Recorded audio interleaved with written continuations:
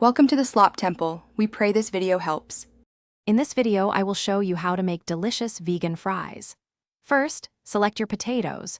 Russets or Yukon Golds are excellent choices for their starchy texture, which yields a crispy exterior and fluffy interior.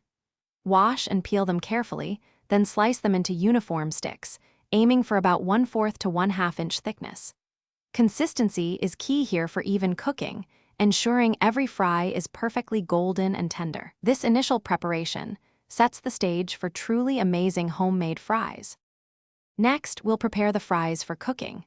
Soaking your cut potatoes in cold water for at least 30 minutes is a crucial step. It helps remove excess starch, which contributes to a crispier fry.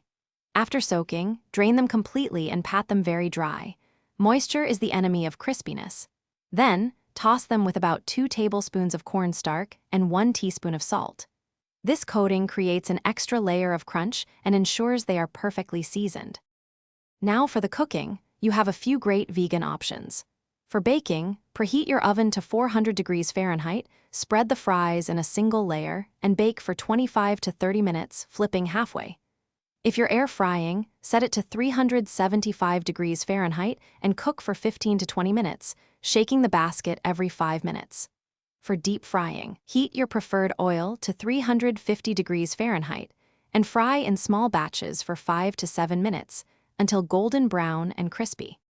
Finally, it's time to enjoy your homemade vegan fries. Serve them piping hot with your favorite plant-based dipping sauces like vegan aioli or ketchup. Don't be afraid to get creative with seasonings.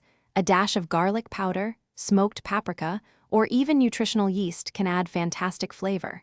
For a fresh touch, a sprinkle of chopped parsley or chives works wonderfully.